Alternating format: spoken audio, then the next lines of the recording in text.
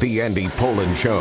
We got to go after this with everything we got, thinking they're going to come with everything they got. I'll start off by saying I'm bored, I'm broke, and I'm back. The Andy Pollin Show on ESPN 630 starts right now. Hey, we're rolling out 3 hours today. Tony's off. It's a Thursday, and a lot of things to talk about, including Matt Rule kind of pulling off the cover of what's going on in college football right now. And I don't think this is sustainable. We'll get to his comments in about 20 minutes.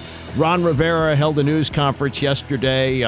Didn't really say anything of significance other than we're going to play as hard as we can over these last 5 games, et cetera, et cetera, et cetera. Troy Aikman yesterday on PTI, interesting things about Aaron Rodgers trying to play. It appears he was on the practice field yesterday for the Jets. They opened up the 21-day window. Doesn't mean he's going to play, but the target date for Rodgers to get back on the field is Christmas Eve when the Jets host the Washington Commanders. Now, each team only has 4 wins right now, and a lot of chatter yesterday about how it doesn't make any sense for Rodgers to come back for a team that's not going anywhere. That's kind of a duh. But, you know, Rodgers marches to the beat of his own drum. There is nobody on the Jets who can tell him, no, you can't do this. So if he wants to play and he's cleared by the doctors, he's probably going to play. He's probably going to play in this game. So we will see. We'll see what happens. But it's it's more Jets Michigas. That's really what it is. It's just more stuff that's going on. A couple of things. We'll get to Henry Kissinger. I got a story about Kissinger coming up in just a moment. Passed away at the age of 100. Sports Illustrated has just named its 2023 Sports Person of the Year. This used to be called Sportsman, and then it became Sports Person. I think Billie Jean King, if I'm not mistaken, was the first woman to be named Sports Person of the Year. And there have been years where they've had multiple winners. They've had teams that have been the Sports People of the Year.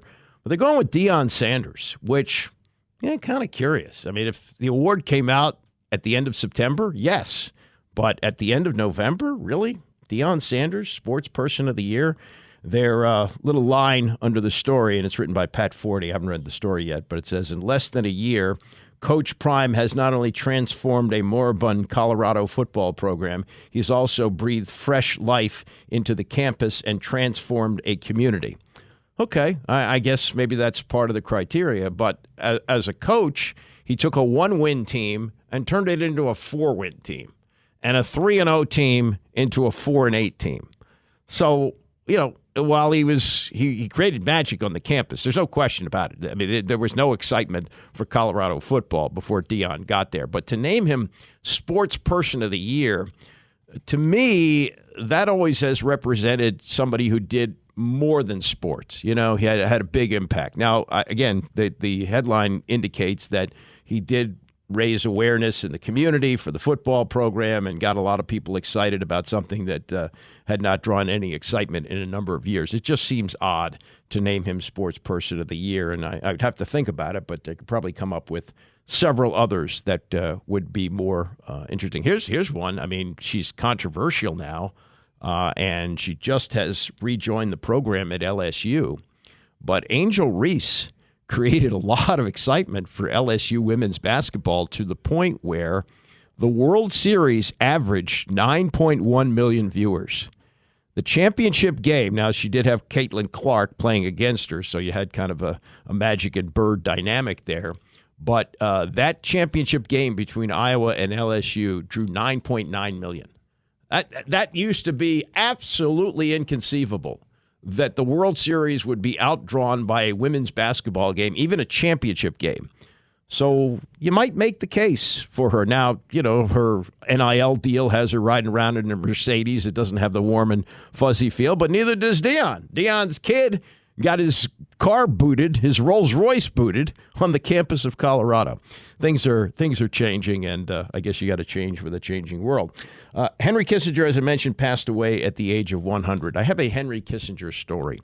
This goes back now 34 years, almost 34 years. It was March of 1990, and the baseball lockout was going on. And at the time, I was doing some freelance work for Sports News Network. Sports News Network was ESPN News before ESPN News launched. And it was in the dying days of the Mizlou network. Back in the day, before cable, Mizlou used to syndicate games. And there were a lot of Maryland basketball games that were syndicated by Mizlou. They did some bowl games, and they really did well. But as cable came in, they got kind of gobbled up. So their last run was to start this network called Sports News Network. Chick Hernandez worked there. Wally Bruckner worked there. Kurt Menefee was there. They had a guy by the name of Terry Chick who had been with CNN, so he was sort of their big star when they launched. And a number of people, including behind the scenes, like Tim Kiley, who created Inside the NBA, the great show, the great basketball show, pre- and post-game show that they have. That was created by producer Tim Kiley. Anyway, I'm working for them, and word gets out to them that the owners are going to meet with Commissioner Fay Vincent. Not all the owners, but those who could get into Manhattan to get to his office while this baseball lockout is going on. And so I'm told to stand outside the offices on Park Avenue and try and interview any owners that get dropped off in their limousines at the front door heading into this meeting. And if none of them stop, at least you get the video of them stepping out of their limos and going into the meetings. And there were a couple who stopped to talk. I remember talking to Fred Wilpon, the owner of the Mets, and Bud Selig at the time was not the commissioner. He was an owner, the owner of the Milwaukee Brewers, and he was pushing to make a big change. He wanted a salary cap put in baseball. And so he talked. There were a few like that. But I happened to see Henry Kissinger walking down the street. Again, this is 34 years ago, almost 34 years ago. And I look at Henry Kissinger and I say, man, he must be like close to 90, because I remembered him as a kid when he was both Secretary of State and the White House National Security Advisor. He was one of the most important people in the Nixon administration in the early 1970s. And I thought, man, that guy's been around forever. And he did stop to talk, and I said, "You're the greatest negotiator ever. How would you handle this?" And he still had that thick German accent, which he carried for the rest of his life. And said, "Well, I would have them sit down and negotiate." Just the usual kind of stuff you get on. Then he had a smile about it, good sense of humor. It was really cool because CNN just had a cameraman there, so the interview wound up on CNN as well. But that's only part of it. But again, I'm thinking that he must be like 80 years old. So doing the math, that means he was in like his mid-60s at the time, right? He was about my age. And I thought, and that's the thing about Henry Kissinger. He looked 60 when he was 40, and right before he died, he looked 60. A little older than 60. But his look really never changed. His hair got white, but still had the glasses, always kind of rumpled looking. His wife was like 6 feet tall, so they made for an interesting couple, Nancy Kissinger. And Henry, I think, was like 5'8" or something like that. But he was a giant in the history of the United States of America, and living to be 100 years old is also incredible, and passed away yesterday, again at the age of 100. Rest in peace, Henry Kissinger. Rest in peace, the Commanders' 2023 season. I guess there is still a pulse. Believe it or not, they're only 2 games out of a wild card, but 4-8, what are you going to say? Ron Rivera holding his news conference yesterday, talking about what's left. I don't think it's much of a challenge. It's all about, to me, it's about playing them one at a time and playing them with a little bit of pride. I mean, we're still playing for something. So we might as well go out and, play them one at a time and play them the best we can. And that's what we plan to do. We'll show up, we'll play hard, and we'll give a great effort. Yeah, playing for pride. Too many years around here where December has been playing for pride. Terry McLaurin, who is now in his 5th year with the team, heading into year 6 next year with a contract at 28 years old. He's been through this too many times, and once again has to gin up that mindset. you said it, I think, a couple of weeks ago, losing stinks, right? You're facing adversity. What's the challenge of kind of remaining engaged here? Yeah, for me, I think it's just having respect for the game, man, having some pride. Continue to know that each week is a new week and opportunity. Things change week to week in this league, and if you want to come out and win games, you just gotta be more consistent, make the tough plays. Gotta have it in the gotta have it situations, and I think we all have a hand in that. Just talking to EB is just everybody doesn't need to press as much as we possibly are. Kind of just play football and execute the game plan instead of everybody just trying to press and make the play, because guys care, but when one guy, two guys have a hand in messing up on a play or not being where they need to be, it affects everybody. So we all directly affect one another, and so we don't know when those plays are going to come up during the game. That's why you got to treat each play like it's the most important play. Yeah, I don't think that applies to him, but I think he's giving fair warning to the rest of the roster. There's an analysis of what the season has come to with Sam Fortier in the Washington Post today, and he has this paragraph. He says here, the only clear cornerstones of the franchise are wide receiver Terry McLaurin and defensive tackles Jonathan Allen and Ron Payne. Think about that. Now, you might make the case that Sam Howell could develop into one, but that tells you the state of this team, and the state of the team after 4 years of Ron Rivera as the coach-centric coach, roster building. Remember how he talked about roster building all the time? Hasn't mentioned that in a while. 3 cornerstones left, and McLaurin as a receiver at 28 is aging. Jonathan Allen is in his 7th year. And remember, when he was drafted in 2017, one of the reasons he fell down the draft board is that he'd had a couple of shoulder surgeries, and they don't know how long those are going to hold up. Is he going to be a 15-year player? I don't think so. And so, these guys that are your cornerstones even are starting to age, maybe not Deron Payne, who got the second contract. So that's a big part of this. And the fact that they are in this state 4 years into Ron Rivera, that their roster isn't much. That's 3 cornerstones. Think about that. Now, they're all highly paid. They all got the second big contracts. But you'd think they would have developed a few more quote-unquote cornerstones by now. Here's Allen, who, again, exploded just a few weeks ago after that ugly loss to the Giants in New York. He seems to have calmed down, and I don't know if he's accepted the fate of this season, but, having been there, done that, he can tell people what it's like for the rest of the year. I think for a lot of the young guys, there's a moment when you realize that, this is the NFL and it's not college, you know what I mean? So in this business, when you don't perform, you don't expect to have job security, and I think that's something that everyone should understand, so me included. If I'm not playing good, I shouldn't expect to have job security in the future, so... it's just guys got to understand that this is a business, and it's tough because when you come from college or when you're a younger guy, you form bonds, and in college those bonds are for 3 to 4 years guaranteed, but in the NFL, you're always being evaluated. From that win-loss perspective, you guys are going through some adversity right now. What is the challenge of everybody remaining engaged and hungry? Yeah, that's a challenge that, the leaders are going to try to do their best to keep everybody motivated, but in my opinion, I think it comes down to personal level. And what are you playing for? And that's a question that every guy's going to have to ask. And as long as you're playing for something that's meaningful to you, regardless of your record, regardless of how the season goes, you're always going to go out there and make sure you're putting your best foot forward. Finally, this, Kendall Fuller, who has won a Super Bowl with the Chiefs, came here, was traded in the Alex Smith deal, won a championship with Kansas City, and then came back here as a free agent. So he's been in seasons where they're really playing for something at this time of year. And now he says, here's what he says he's playing for. You're a professional athlete. That's simple. That's what you get paid to do. You gotta love the game. You gotta love the sport. For me, my purpose of why I play is to always honor the Lord, always honor God. That doesn't matter what the record is. Doesn't matter who's calling the plays. That's my purpose. That's why I play, and that's never going to change, no matter the situation or what's going on. Well, playing for God, that's good, but I don't know how applicable that is, and it reminds me of Reggie White. He was the first big free agent. Free agency came into the NFL in 1993. Used to be they had Plan B, that certain players were made available and you could sign them to contracts. Charlie Casserly did very well with this, building the Redskins' last Super Bowl team, getting some Plan B guys in.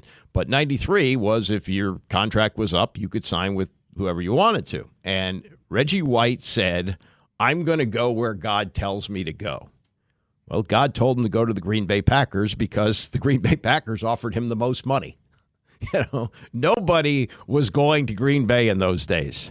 That was only like year 2 or 3 of Brett Favre. They were not really ready to contend at that point. Reggie White made a huge difference. He made it okay for African American players to go there. I mean, Green Bay was not a place that you wanted to be, but Reggie White was a great leader and he went there. So whenever I hear a player talk about how I'm playing for God, I'm somewhat skeptical of that.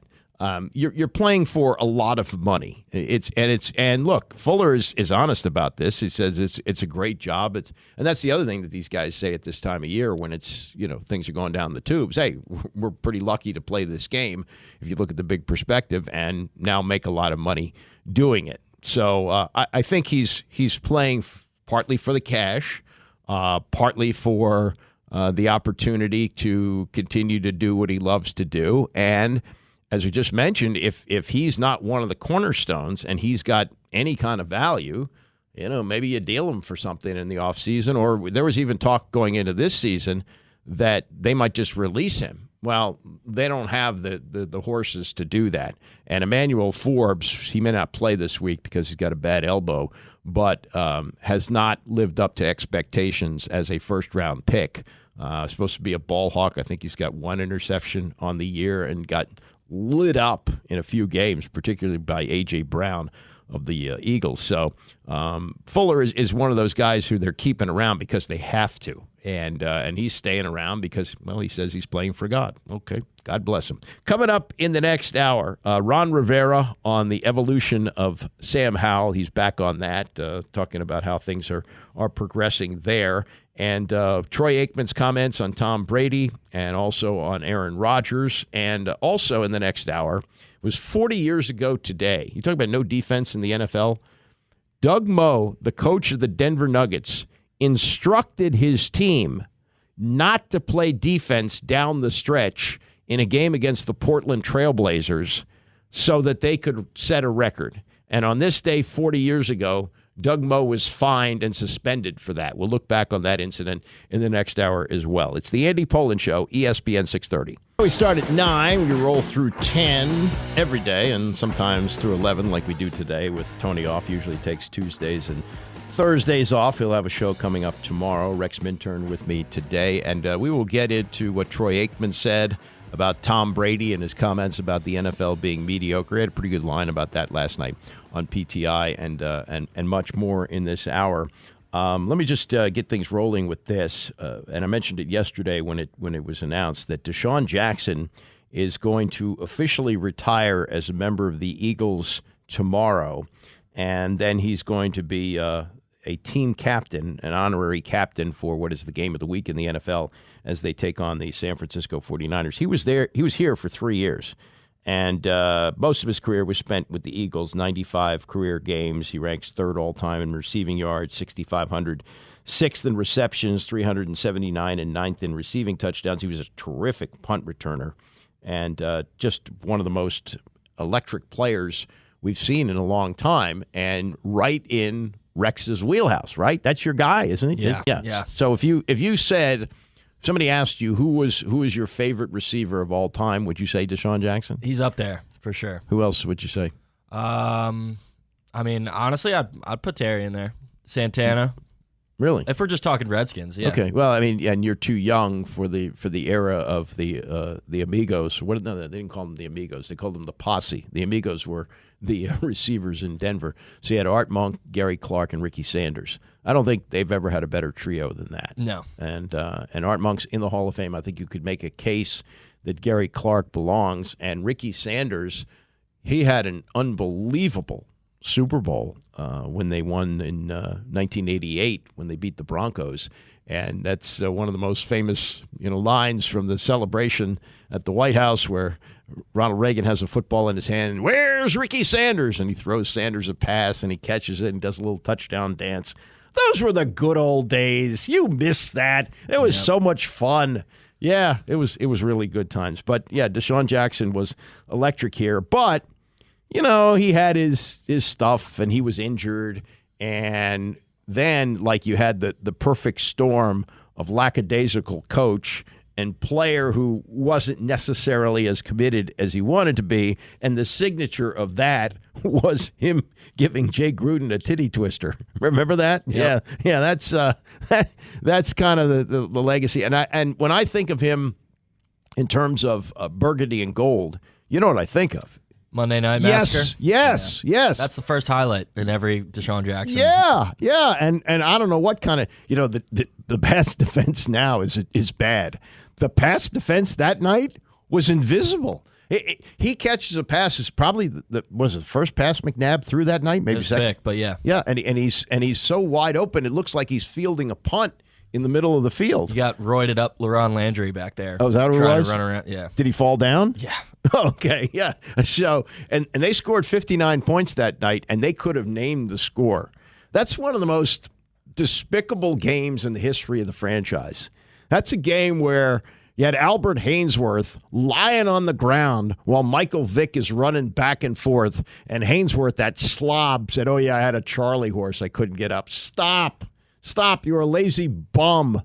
And that team, and that was, oh, boy, if you look at the whole picture of that game and that day, that afternoon, they had announced that Donovan McNabb was getting a contract extension, and it was big. It was a lot of money, and it was an indication that, hey, we love you, and we don't care about all this noise. Now, the noise, people forget about this. This is Mike Shanahan, where he had benched Donovan McNabb against the Lions.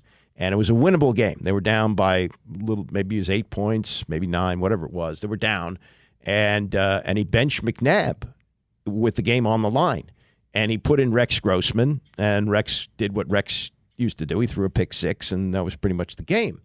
And then after the game, Shanahan was asked about, why he did it, and he said, well, his something about his physical conditioning, and then something about, him not knowing the playbook. He kind of made references, and it got painted as being racist remarks, and it really blew up. And they had a bye week in between, so you had a time for this to really fester. And so typical Danny, thinking, okay, we'll get the fan base fired up by giving him a new contract. And they give him this contract extension, which they announce on Monday afternoon, so the fan base will be wild by the time the Monday night game against the Eagles kicks off. And it was awful. It was an unbelievable butt kicking, and Deshaun Jackson had a night, then winds up here because Chip Kelly thought that he had been involved in some gang action. Remember that? Yeah. Yeah, there was something a picture of him with some kind of symbol that he was showing. Was it even that? But it was such an overreaction. There was nothing to it. And I guess Chip Kelly just didn't want him.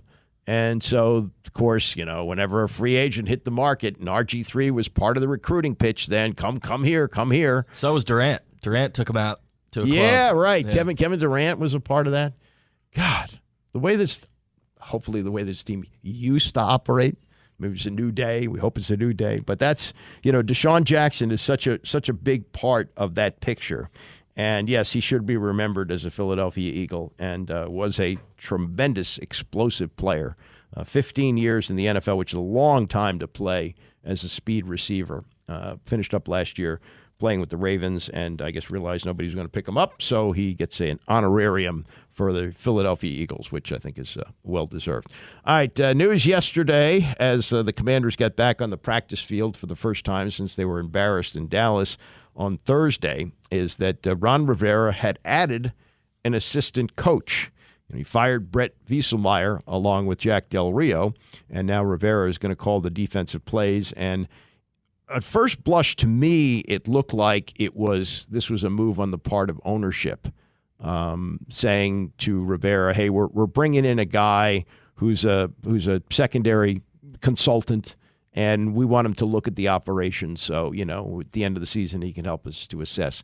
Apparently, this was a Rivera move. This was something that he wanted to do. Maybe it's because he realizes he's got so much more responsibility now calling the defensive signals, and he did fire the defensive backs coach along with the defensive coordinator. So he has brought in Jimmy Salgado and explained it yesterday to the media. Jimmy's the guy who did internships with us before in the past. He's a coach I've known for quite some time, and a couple of times I've tried to hire him, and he ended up in Buffalo. He was with Sean and Leslie in that system, which is similar to some of the things that we do. And so when he was at Michigan State most recently, and when the season was over, the word was they were going to change their head coach. So I reached out to him after the season was over to find out what his status was. He was available, and so we got him, brought him in. He's going to be he's going to come in. He's going to work with the defensive backs, and he's just going to finish the year out for us, and then we'll go from there. Boy, he was really having a hard time spitting out what his responsibilities are. He wanted to say intern. Yeah. He's going to work with the defensive backs. Yeah, he finally occurred. Oh yeah, we're gonna have him work with the defensive backs, and then he said we're gonna have him with us the last 5 games and see where it goes. Well, it goes out the door with you. He's leaving with you. I don't think he's going to be retained, but heck, it's a great little. It's like a school teacher who gets to work summer school. The season's over with Michigan State, and so he gets to pick up a few extra bucks working with the Commanders. I don't think Ron Rivera is going to be a coach anywhere after this year. I can't imagine he's going to take a defensive coordinator's job, though he might. And maybe Salgado figures he can move on with him. But, it seems like he should have been better prepared to explain what his responsibilities are since he knew he was going to be asked about it. This is about what he's gotten from the players. And sounds like to me, and this happens a lot when you get a guy in with a new Wieselmeyer, a new system, I guess, very complicated. Keep it simple. And so this is what Rivera says he got from talking to the players before he assumes his new role as defensive coordinator. In talking with him, it was, I think, more about just getting the opportunity to play fast. We did some really good things. We did some complicated things. And I think taking some of those things off their plate would make it easier for them to play fast. And I think that's what they've done. I thought today was a good practice. I thought the guys were dialed in on it. One thing, we did pare things down a lot. And it's just, I think the natural response to it is when there is change is, let's focus in on these little things and let's get back to the basics. Yeah, well, the basics, if they were doing the basics, weren't working. If it was complicated, that means that the players were thinking before they reacted. You can't have that on the field. You have to be able to react quickly. So paring it down, look, can't get any worse, right? I mean, the secondary has been a complete freaking disaster. I mean, it's hard to believe how bad the secondary has been. So it can't make it worse doing this. This is Terry McLaurin. Now, he's an offensive player, but Terry in his 5th year is starting to sound like he's getting ground down a little bit. This is McLaurin yesterday, reaction to the Del Rio firing. I don't think really anything surprised me in the league, to be honest. Like it's a very results-based business. I think we all know that. But at the end of the day, like they're going to do what they feel like they need to do to make sure that we're trying to win games. So my job is to try to bring that to the locker room and do my part on the field.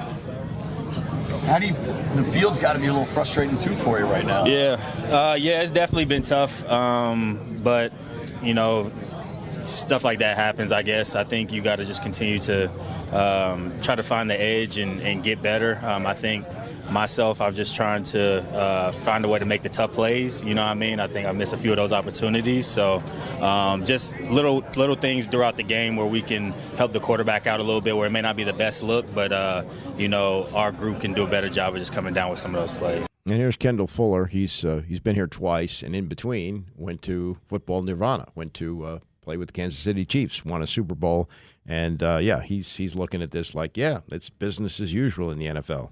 I mean, it's the NFL. Things happen, changes happen, especially when you're not being productive enough and things like that. So pretty much kind of learn to never be surprised about anything. But like I said, it's always tough to see people go that you develop relationships with.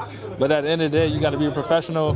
There's a game on Sunday. Miami doesn't care who's calling the plays, and we got to go out there and execute. All right. Now, this is last thing from Rivera yesterday, and he kind of segued into this. He hadn't hit this as hard the last 2 weeks, but in the way the team was collapsing, these horrendous games that they had, he would always say, "Oh, but look, we're developing a quarterback. Look at Sam Howell. We're developing Sam Howell." And that's what this season has been all about.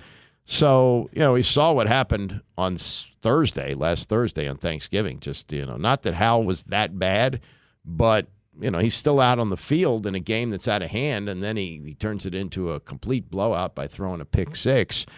This is Rivera explaining why they did that, and back to our regularly scheduled program, the development of Sam Howell. People have asked me, well, why'd you keep him out there in the Dallas game? Well, he's got to learn this stuff. He's got to grow, and part of it is he will take some lumps and he will make some mistakes, and but being able to finish and I'll tell you this, after the game, in the locker room, Sam and I had a great opportunity to visit and just spend a little time, and he gets it. He understands it. I mean, it was great. I mean, I made a couple of comments, asked a couple of questions, and his answers were terrific. I mean, he's a guy that's growing and developing and really maturing right in front of us as a football player, as a quarterback in this league. So it's part of the evolution, the growth process, and I know that the thing that's you would like is hey, when you put a new offense in and you're really young guys, you get a chance to really watch more than you do as far as playing. But this is a young guy that's playing and watching and learning and growing, and that'll be all part of his growth and evolution as well. Yeah, evolution of Sam and how great it was that he took some responsibility for what happened. I mean, that song is going to continue now for another month or so. I don't think that Rivera has much to hang his hat on. This is, again, part of the problem of dragging around the carcass of a dead season. And this is a very dead season that's got 5 more games to play and 6 more weeks of it, including the bye week that's coming up. Still got another couple games before that. So, it's not going to get a whole lot better. Tom Rivera makes a case today. So many things going on this time of year that it's hard to keep up with, especially these Hall of Fame votes like we just had the other day. We had the 25 finalists, modern era finalists for the Pro Football Hall of Fame. We've also got something going on with Cooperstown. And this is coming up on Saturday where the committee, which committee is this? Again, it's so hard to keep track. But he's talking about the managers who are up for the Hall of Fame. And he says on Saturday, the committee will vote on 8 candidates for induction in 2024, 4 of them managers, all of them Hall of Fame worthy. And he makes a particular case for Davey Johnson. He says, Dusty Baker, he's only got to wait a year, so he'll get in next year. And the reason is if you're 65 or older when you retire as a manager, you only have to wait 6 months. So it's only 6 months before you get in. So Dusty Baker will be going into Cooperstown next year. But the candidates who are up this year, Davey Johnson, Lou Piniella, Jim Leland, and Cito Gaston, as well as Orioles GM Hank Peters, former National League President Bill White, and umpires Joe West and Ed Montague. And he says anyone who receives 75% of the vote gets to go on stage next July with any candidates who are elected by the Writers Association. So this is a separate committee that's considering them. But, you don't really think of Davey Johnson as a Hall of Fame manager. He did win a World Series with the Mets and probably would have won a couple more if not for the drug problems of Dwight Gooden and Darryl Strawberry. But he really did a hell of a job when he came here. You forget what the circumstances were, but he came in the middle of a season. And Jim Riggleman, this is one of the craziest things that ever happened here. We've had some crazy situations with coaches, including the famous bingo caller who came into the Redskins some years ago to basically unseat Jim Zorn. But But he came in after Jim Riggleman had a great run, like they'd won 11 of 12, and he wanted a contract extension, and they weren't going to give it to him. So Riggleman said, I quit. He quit like on a road trip. So they called up Davey Johnson in retirement, or he was still with the organization, but more like a consultant kind of thing.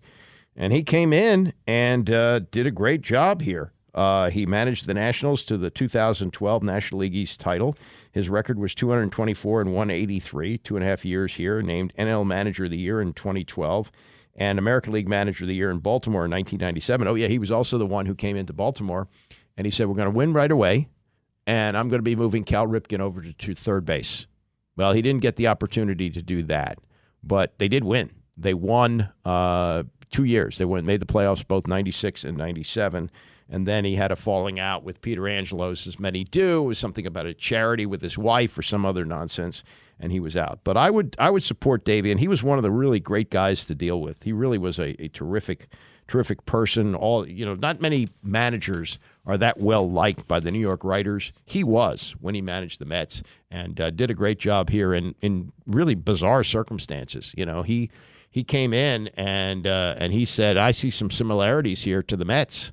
And he started winning right away. His first full season, they made the playoffs. They weren't expected to do that.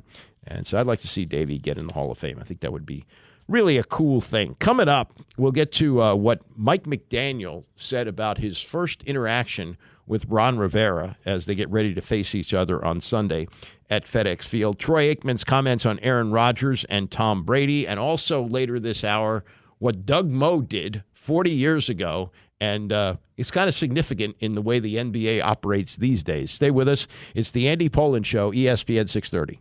The Andy Pollin Show on ESPN 630, the sports capital. And for Tony today until noon, I'm not puffing out my chest about this, but I feel like it's a responsibility that I've had over the years, though. My advice has changed a little bit, but I've always felt like because of the help that I got from other people along the way, that it was important to pay it forward. So, if a kid would call me, coming out of college, I'm interested in getting in broadcasting, I'd give them some advice. And I usually was, pretty tough advice. If you're graduating college and you don't have an internship, and I always recommend that you have an internship at a newspaper. I don't know whether you can still get them anymore, but at one time you could. And a radio station and a television station, because I think they're vitally important, not just for what you learn, but the people you meet. And the people you meet at these places, they go to other places, and they may take you with them, or they know about you, and it's really important for your career. So I always gave my time when people would call, or if they sent me an email or something, I'd write back and have conversations with. I think it's important. I think it's helpful. The business is changing now, so I wasn't always very welcoming anyway. I always said, if you really want to do this, it's very hard. You got to work bad hours. You don't make any money. You work holidays, the whole thing. And you got to really want to do it. And now I say, I don't really know what's going to be available for you. Newspapers are drying up. Radio stations, it's different than it used to be. Television, local television news is not anywhere near what it was. George Michael used to have an army of people working for him. That doesn't exist anymore. I got friends who work in local television now. It's a struggle. It's a hard deal. But Mike McDaniel, who's an incredible story. I went through it yesterday, about him growing up single mom, Greeley, Colorado, hanging out at the Broncos complex. One thing leads to another. Broncos employee marries his mom. He gets an opportunity to be a ball boy with the Broncos. And then after that, he winds up playing at Yale, walk-on football player, didn't play much there. But because his stepfather was in the organization, he got a chance to be like a quality control coach and eventually worked with Kyle Shanahan, and now he's the head coach of the Rams. But when he was just starting out, he was smart enough to reach out to everybody he could, including Ron Rivera, and both of them recalled their initial encounter yesterday in their news conferences. I think Coach Ron, as he called it, was the first person when I was a GA, or when I was trying to get a GA job coming out of college. I was writing letters all over the country, and he was one of the first people that actually responded to a letter to try to give me a job. Didn't give me a job, but So I have a lot of respect for him. Well, I remember replying, and then he reminded me of it last year when I was at one of the committee meetings, and we had a great conversation.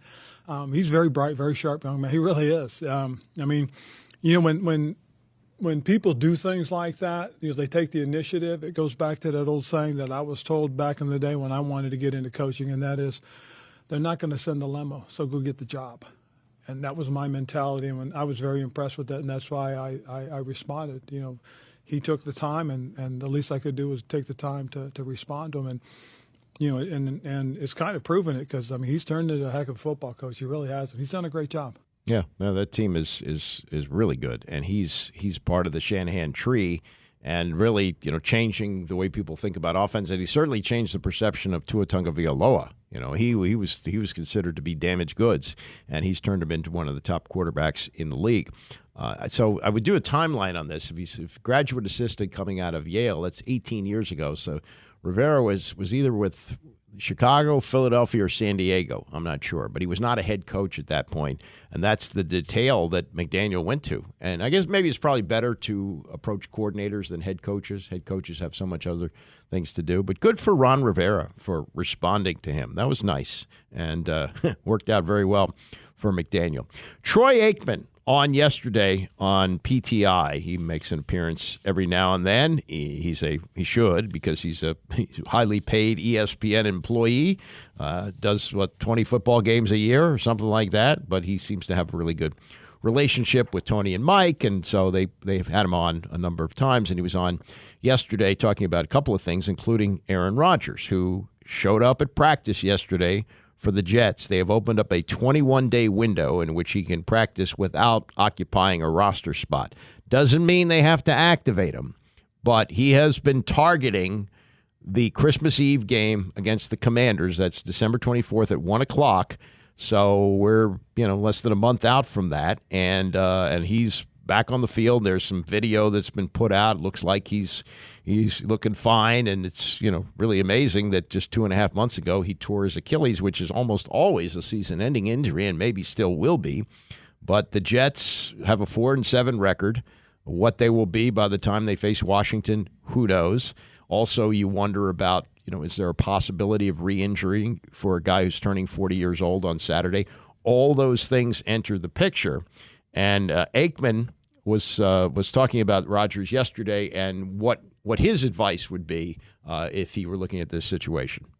Players want to play. I think there's always this idea, hey, if they're out of the playoffs, anything can happen still as we look at this. It looks doubtful, as we know. They've got the, tied for the second worst record in the AFC, but I think players want to play. And I think for Aaron Rodgers, he looks at it probably saying that he can help this team. Maybe they can get in, but I think also it's a little bit of a feather in his hat if he were able to come back from a catastrophic injury week 1 to his Achilles at his age and be able to play in the same season. That would really be remarkable. But I know that whether it's Aaron Rodgers or the Jets, they're going to evaluate this. And if there's any risk that he is at jeopardy of what may happen going forward, I can't see him playing. Yeah, I don't think it makes any sense. But here's the situation with the Jets. If you've observed them since Rodgers got there, Rodgers calls the shots. He decides what he wants to do.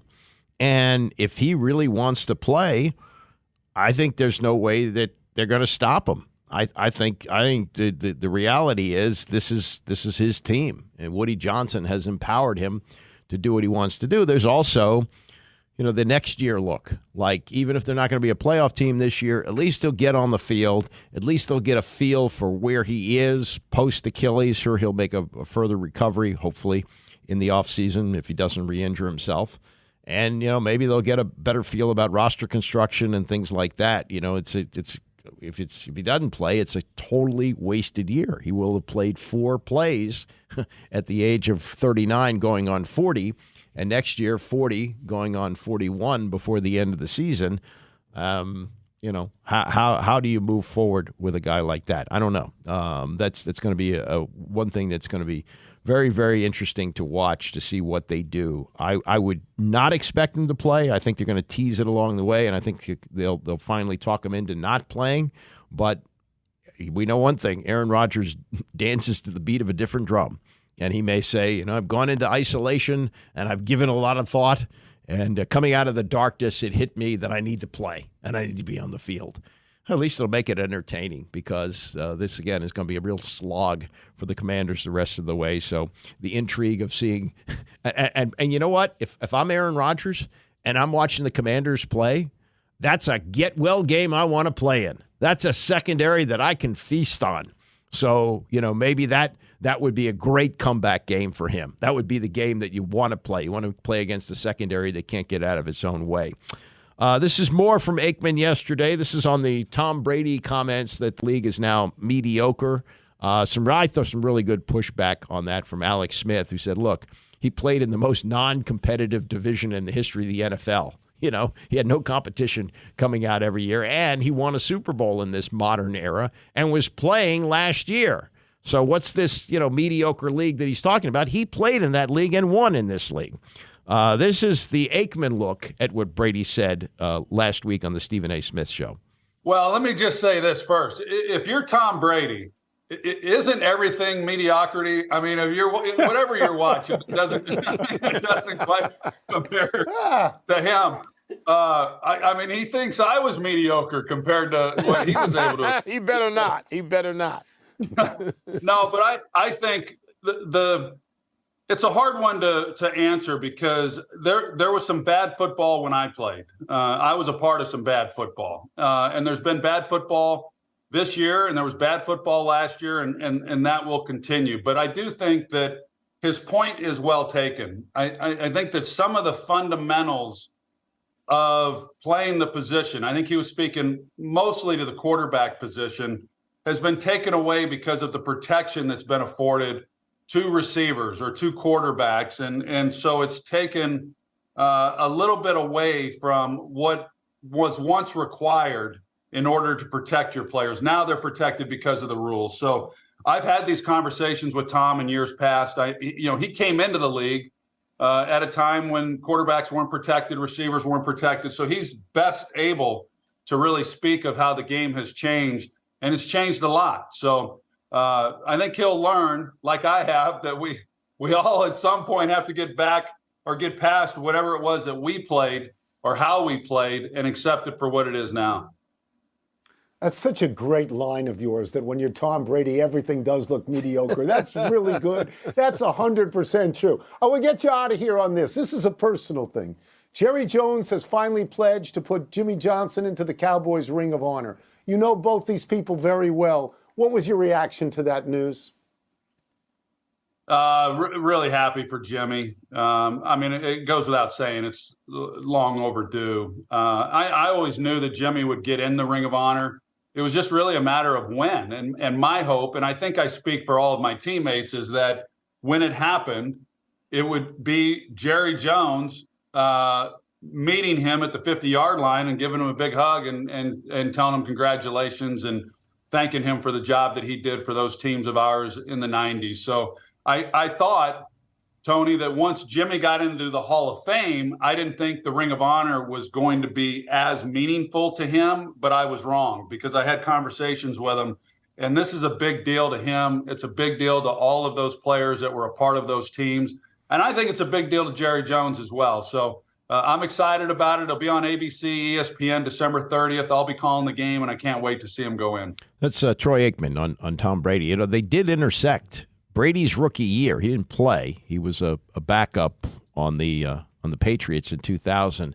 And Troy Aikman's last play in the NFL was LeVar Arrington knocking him out of a game in 2000. The Cowboys won that game. That was after Norv Turner got fired. And they had blowout losses to the Cowboys and to the Steelers. But Aikman did play in the same year. I don't know if you consider it the same era, since Troy came in 1989. And Brady, I guess at that point, was middle school or something like that. But it is interesting to hear that the two old timers, kind of kick that around. And that is a good line, that if you're Tom Brady, everything else looks mediocre. Aikman was a terrific quarterback, and he also, it just occurred to me, he kind of had the same kind of view not long after leaving the game, much like Brady. If you remember this, either his first year out or maybe it was second year out, Norv Turner was the offensive coordinator of the Miami Dolphins, and they wanted Aikman to come play for them. I forget, maybe they had an injury. I don't remember who was playing quarterback, but Aikman did toy with the idea. He was thinking about it. He retired. He's now denied this, but I remember at the time he'd had 5 concussions. How many more could he have?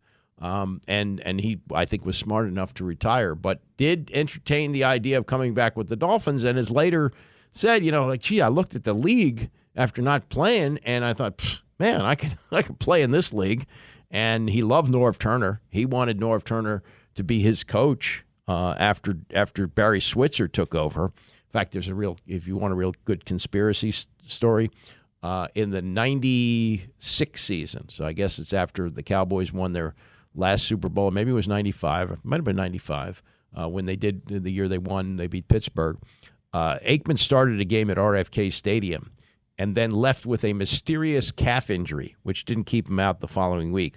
And the conspiracy theory is he wanted the Cowboys to lose to Norv Turner's Redskins so that Jerry Jones would hire Norv to be the head coach. Interesting thought. I'll tell you, Norv was really respected when he was in Dallas, and Aikman loved him, and he thrived with him. All right, we determined this earlier with Tyreek Hill playing at FedEx Field on Sunday. He's has having a great year through 11 games, 88 catches, 1,300 yards, 10 touchdowns to lead the league in both those categories. Plus, he's averaging 120 yards per game in catches. The over-under is, 104, Rex, for yardage? Yep. And 7.5 catches. I definitely would go over on the yardage. I don't know necessarily about the catches, although, 8 catches I think is certainly doable against this secondary. This was Chris Sims yesterday, who does Pro Football Talk on Pro Football Talk with Mike Florio, on with Dan Patrick, and they were talking about Tyreek Hill, who's part of the in-season Hard Knocks. I was watching in-season Hard Knocks last night with the Miami Dolphins. Yeah. Tyreek Hill, and he's the feature. If Kevin Hart could play football, he would be Tyreek Hill. Tyreek Hill is fascinating during a game because, there's a little bit of Ricky Henderson in him because he talks to himself the whole time. Like, I'm here, I'm here all day. Tyreek's here all day. I'm fascinated with watching him. And that speed, when you're field level speed, it is so different than when you're watching on TV or in the stands. It's like, wow, there's nobody like him. Nobody. A lot of greats talk in the third person, right? That's what I've learned through my time in sports, and I love that, and that's what makes them great. He has fun, he's loose, right? Why? Well, because he's the best damn athlete on the football field. So he's like, this is fun. Look at me. Nobody can do what I can. And, this is where I fought with the masses a few years back when I was like, Tyreek Hill's the best receiver in football. I don't care if he doesn't run the exact most precise routes like some of the other receivers in football. He's the greatest weapon, arguably we've ever seen at the wide receiver position. And I think his speed is... Wait, you would put him above Randy Moss? No, I'd say he's right up there in that discussion, though. Right. I do think he's right there with it. Yeah, he is on a Hall of Fame pace. And, I think he's the MVP of football right now. Everything they do, it's all dictated because of him and what he brings to that offense. That's where he's special. He's an incredible person, incredible worker. That's the other thing I know about Tyreek Hill. I mean, he gets after it. He expects a lot from himself, and he's an unbelievable football player. Yeah, look at. I think maybe have I changed my mind? Yeah, I might go over in both categories. How about you? Are you convinced, Rex? Yeah. I mean, they get him on those short little, like when he runs around the line. You got to get the ball in his hands, right? Yeah, because he's got that kind of speed. Also tells you about the Kansas City Chiefs. The Kansas City Chiefs let him go, and they won another Super Bowl without him. That's a good organization, and he is that kind of weapon, and he's got a coach now who knows how to use him in Mike McDaniel, and a quarterback who's playing at a high level. This is the Tua that we all thought we were going to see when he was playing at Alabama, and he was playing ahead of Jalen Hurts, and the tank for Tua. And then it became, he hurt his hip and he's injury prone, and so he slips down to 10. Tua and burgundy and gold with the right kind of coaching? What do you think? No. No? No. Why not? Are you saying if we had drafted him or if they had drafted him? Yeah, not we, because I don't think you're actually playing, but yes. No, they would have ruined him. Ruined him, really? I fully believe that. I think when he would have gotten here, didn't they have like Brandon Sheriff still?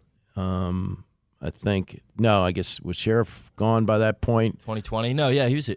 He was here in 2020. Yeah. And they did not have what's the name now with San Francisco?